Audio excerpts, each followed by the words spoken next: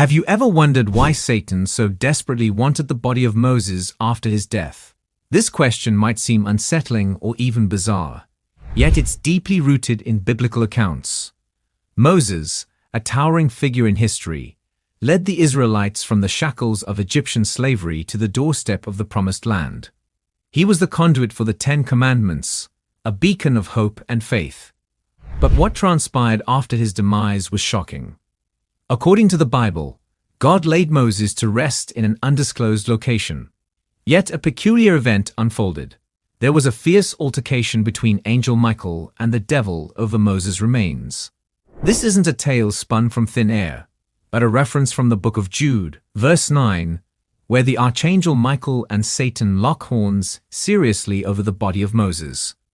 This scenario raises more questions than it answers. So let's delve into the biblical events surrounding Moses' death and this peculiar dispute.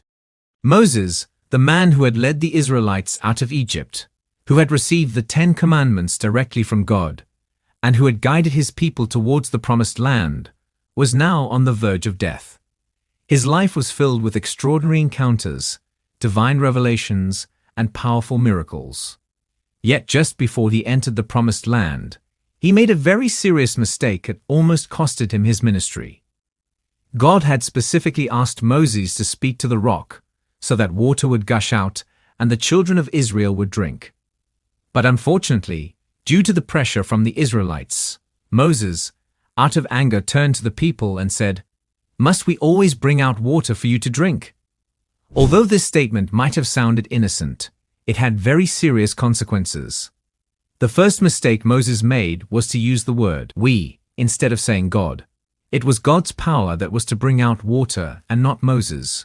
By saying "we," it meant Moses attributed some level of power to himself. Secondly, Moses struck the rock when God had actually told him to speak to it. Immediately after doing this, God told Moses that he shall no longer enter the Promised Land because of his error. Think about it. Can you imagine all that Moses had gone through just to miss it at the end, after which he died? The book of Deuteronomy, chapter 34, verses 5 and 6, narrates the event of Moses' death.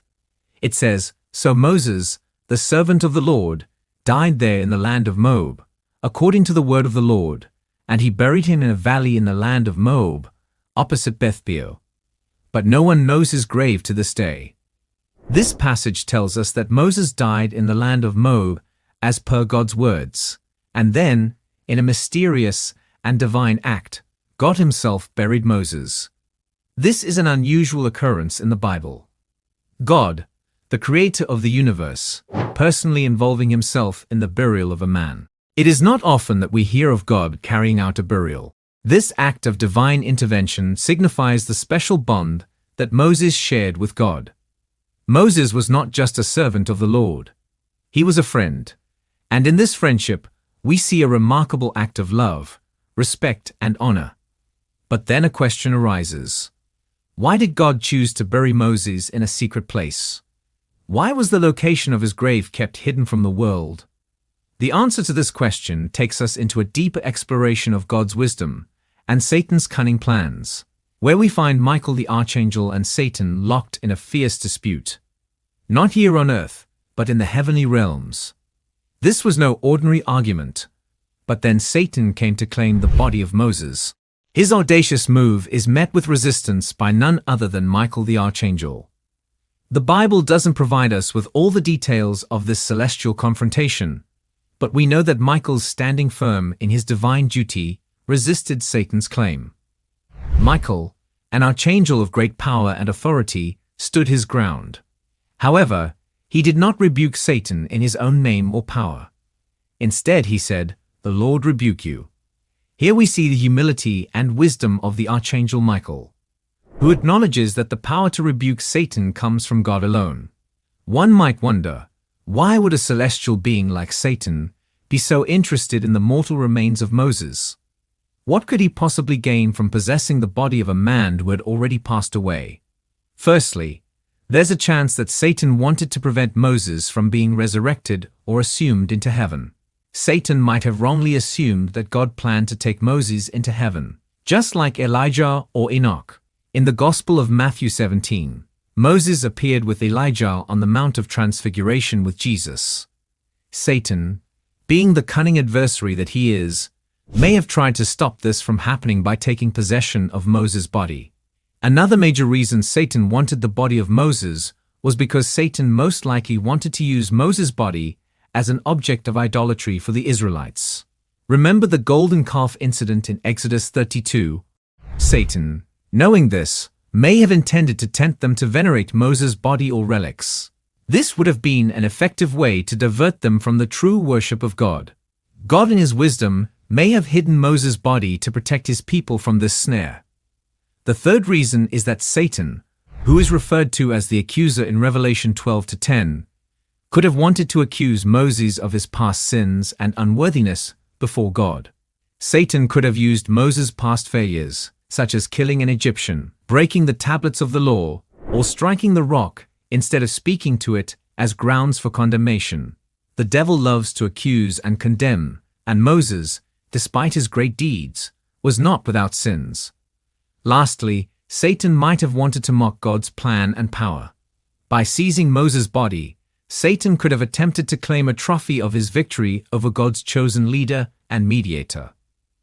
The devil, in his pride and rebellion, constantly seeks to challenge God and his plans. But let's remember this: while Satan's cunning nature knows no bounds, neither does God's wisdom. God's power and wisdom are infinitely greater than Satan's schemes. Even when Satan fought hard for Moses' body, it was God who had the final say.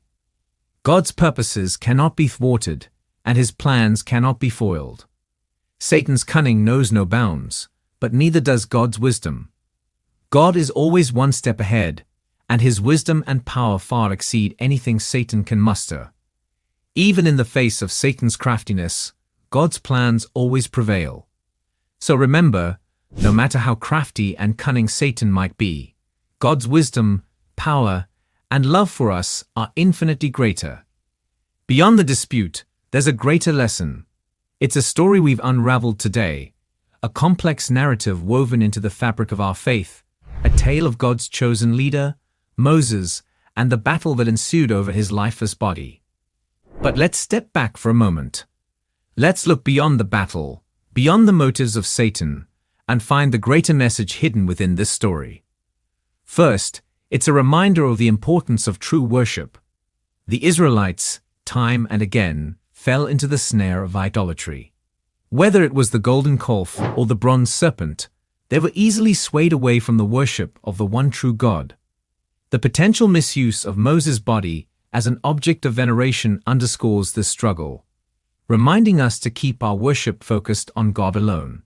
Second, it's a testament that God's grace extends beyond our shortcomings, and that his love is stronger than our past failures.